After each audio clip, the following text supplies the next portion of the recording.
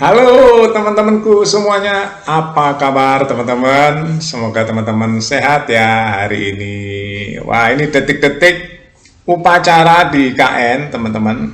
Ya, jadi ada beberapa laporan langsung yang dari KN nih teman-teman, YouTuber ya, YouTuber Nusantara. Teman-teman, ini adalah detik-detik upacara kemerdekaan Republik Indonesia yang ke-80 ya. Ini meriah di KN ya teman-teman bisa lihat nih, saya kasih slide-nya ya. Oh, meriah sekali nih.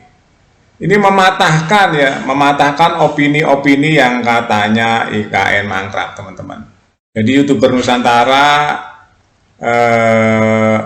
pergi ke sana banyak sekali ya, membuktikan atau menyiarkan secara langsung teman-teman bahwa IKN sebentar lagi ya akan ditempati oleh presiden dan wakil presiden ya. Jadi akhir tahun ini sudah mulai kontrak pembangunan legislatif, yudikatif ya, gedung-gedungnya sudah akan di groundbreaking di 2027 akhir ditargetkan selesai semua, dan 2028 pemerintahan akan pindah ke IKN teman-teman. Jadi semua sedang dikerjakan ya teman-teman. Dari jalan tol sudah mulai selesai ya, jembatan-jembatan yang membelah sungai-sungai besar di Kalimantan juga sudah selesai. Ini adalah peringatan ke-80 kemerdekaan RI ini ya teman-teman, bisa lihat saya kasih slide-slide-nya nih. Wow, tuh teman-teman ya. Wah, itu luar biasa teman-teman lapangannya ya. Luas sekali teman-teman. Jadi ini mematahkan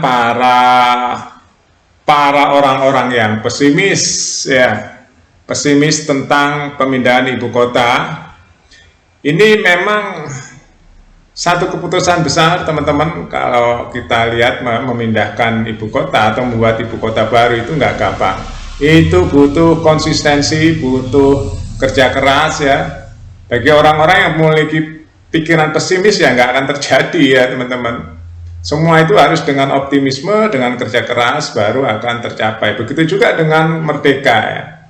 Kemerdekaan itu dulu teman-teman ya, kalau nggak semangatnya tinggi, kalau nggak kerja keras, kalau nggak mau melakukan atau berusaha untuk merdeka ya nggak akan merdeka teman-teman. Semua ada momentumnya ya, semua ada gerakannya, semua ada tindakannya ya. Kalau kita hanya berwacana ya nggak akan jadi kalau nggak action ya. Itulah pentingnya action teman-teman.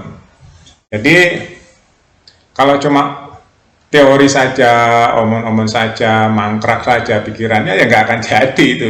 Kan nggak akan jadi apapun ya kalau cuma omong-omong, nggak akan jadi semuanya. Semua butuh kerja nyata, kerja di lapangan ya, butuh uang, cara gimana nyari uangnya, gimana cari tenaga kerjanya, gimana cari tenaga ahlinya, semua itu butuh kerja nyata ya. Kalau cuma cuap-cuap terus pesimis ya, menyalah-nyalahkan, itu nggak akan terjadi teman-teman, dan Indonesia nggak akan maju. Semua itu butuh kerja nyata, dan itu sudah dilakukan teman-teman oleh Jokowi ya. Kembali lagi ke Jokowi. Presiden Prabowo kemarin waktu pidato ya teman-teman, dia mengapresiasi sekali pada Presiden Jokowi.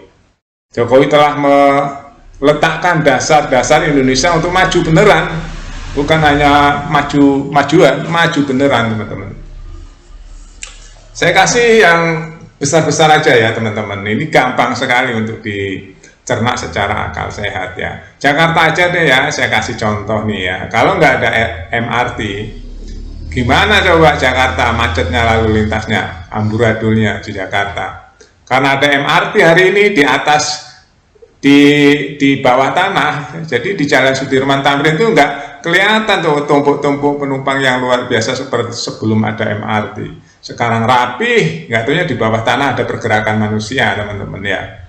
Itulah keputusan besar yang harus diambil. Begitu juga nih kereta cepat Jakarta-Bandung, dan sekarang akan ada Jakarta-Surabaya.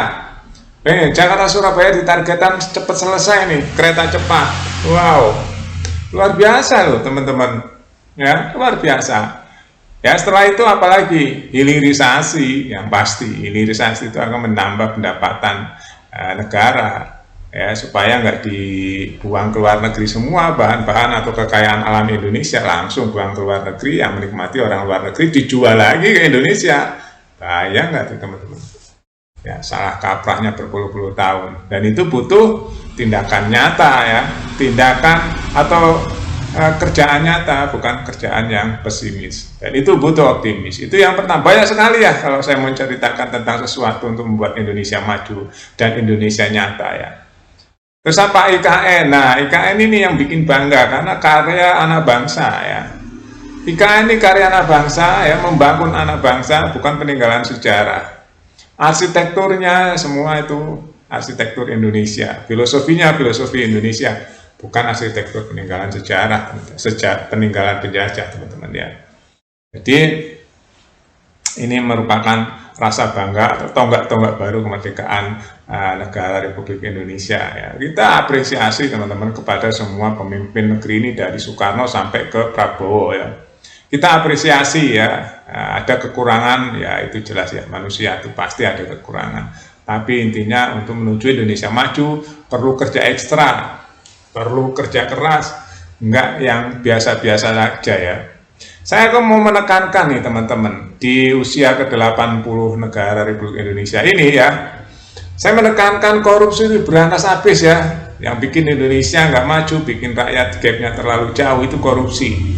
Kita gampang sekali menilai teman-teman, gap antara wakil rakyat dan rakyatnya itu jauh sekali, antara langit dan bumi, ya. Antara langit dan bumi itu gap antara rakyat dan wakilnya, kekayaannya, gaya hidupnya, ya, itu jauh sekali. Seharusnya nggak seperti itu, teman. Rakyat hari ini banyak yang cari makan itu susah, tapi di sisi lain ada yang joget-joget di gedung, ya, gedung DPR, nyanyi-nyanyi, tiap bulan dapat ratusan juta, tapi rakyat yang diwakili untuk makan sehari-hari aja masih banyak yang susah. Nah, ini ironis. Ini sadar nggak, ya? Sadar nggak tuh wakil-wakil rakyat bahwa rakyat yang diwakili itu, yang setiap pemilu didatengin untuk coblos itu, ya, sekarang masih cari makan sehari-hari aja masih susah. Itu harus dipikirkan di usia 80 ini, ya. Malu teman-teman kalau orang yang memiliki nasionalisme tinggi, ya, terus memiliki rasa kebangsaan yang tinggi, pasti malu, ya. Saya mewakili rakyat saya yang saat ini mencari makan aja masih susah, tapi di sisi lain saya tiap bulannya mendapatkan gaji ratusan juta, tidur di kasur empuk, rumah mewah, mobil mewah, ya.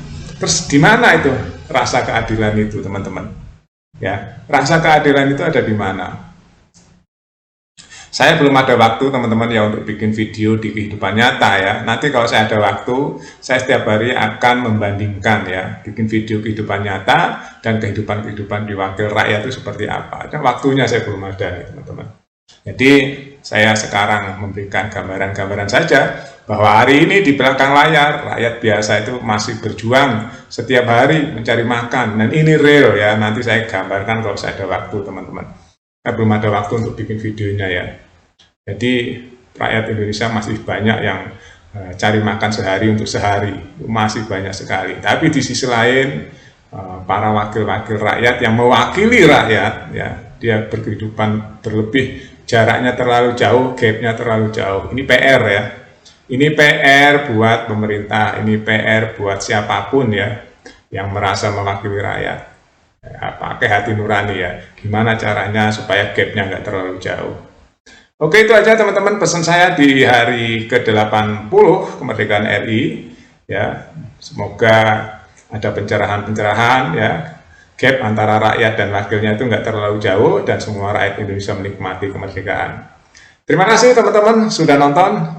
Update terus berita-berita yang lain di Buat Makan TV. Sampai jumpa.